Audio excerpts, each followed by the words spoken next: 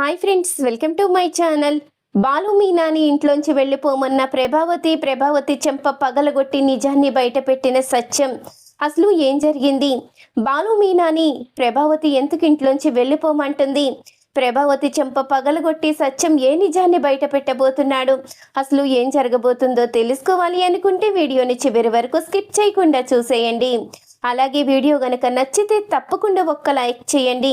గుండె నిండా గుడిగంటలు serial latest episode టీవీలో కన్నా ముందుగా చూడాలి అనుకుంటే వెంటనే మన ఛానల్ని సబ్స్క్రైబ్ చేసుకుని పక్కనే ఉన్న గంట సింబల్ ఆల్ మీద క్లిక్ చేయండి. అప్పుడే ప్రతి వీడియో మీరు మిస్ కాకుండా చూసేవచ్చు. ఇక ప్రభావతి దగ్గరికి రోహిణి అయితే వస్తుంది.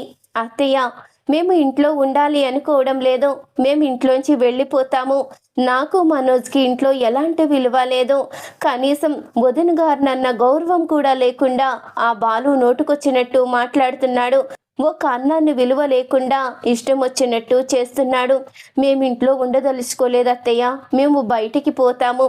మీరు ఎప్పుడైనా రావాలి అనుకుంటే రండి, మా ఇంట్లో ఉండి వెళ్దురు గాని అంటూ ఇక రోహిణి అయితే చెప్తూ ఉంటుంది. ఆగమ్మా, అసలు ఏం జరిగింది? బయటికి వెళ్ళేదాకా వెళ్ళిపోయావు, ఇంట్లో ఉండడానికి రండి అని చెప్తున్నావు. అసలు ఏం జరిగిందో చెప్పకుండా నీ అంతటి నువ్వు నిర్ణయం తీసుకుంటే ఇంటి పెద్దగా నేనెందుకు పనికిరాను అనుకుంటున్నావా అంటూ అనంగానే, అది కాదు అత్తయ్య, అసలు బాలు మీనా మా విషయంలో ఎలాంటి విలువ ఇవ్వడం లేదు. వాళ్ళు నోటుకొచ్చినట్టు మాట్లాడుతున్నారు. అలాంటప్పుడు మేము ఎలా సహిస్తూ ఉంటాము? మేము ఇంట్లో ఉండలేము అత్తయ్య, అందుకనే చెప్తున్నాను. మేము బయటికి వెళ్తే ప్రశాంతంగా ఉంటుంది, మనోజ్ కంటూ ఒక విలువ ఉంటుంది, అందుకనే చెప్తున్నాను. ఈరోజు ఏం జరిగిందో మీకు తెలియదు, అది తెలుసుకుంటే మీరు కూడా కోప్పడతారు. వాళ్ళు ఇంట్లో ఉన్నంత వరకు మేము ఇంట్లో ఉండలేము, అందుకే మేమే బయటికి పోతున్నాము.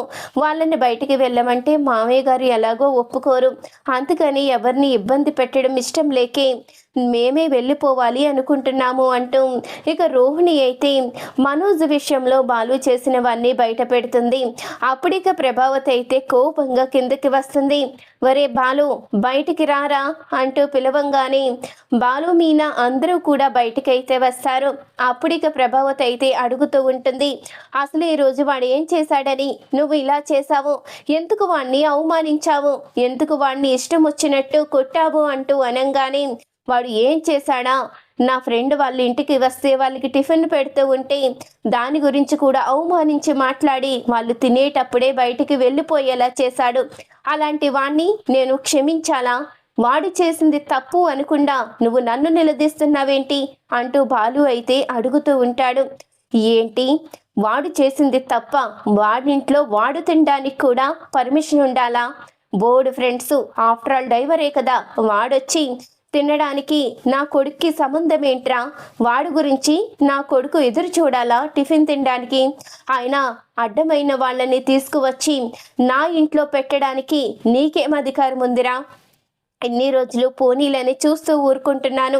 నీ కారణంగా నేను ఎంతో నష్టపోయాను, నా కొడుకుని నష్టపోయాను, అన్నీ నష్టపోయాను. నువ్వు ఎన్ని మాటలు అంటున్నా మీ నాన్న కోసం సహిస్తున్నాను, లేకపోతే ఎప్పుడో నిన్ను బయటికి గెంటేసేదాన్ని. కానీ ఇక చూసే ప్రసక్తే లేదు, నువ్వు ఇంట్లో ఉండడానికి వీల్లేదు. నిన్ను చూసుకొని ఈ మీనా కూడా రెచ్చిపోతుంది, నోటుకొచ్చినట్టు మాట్లాడుతుంది.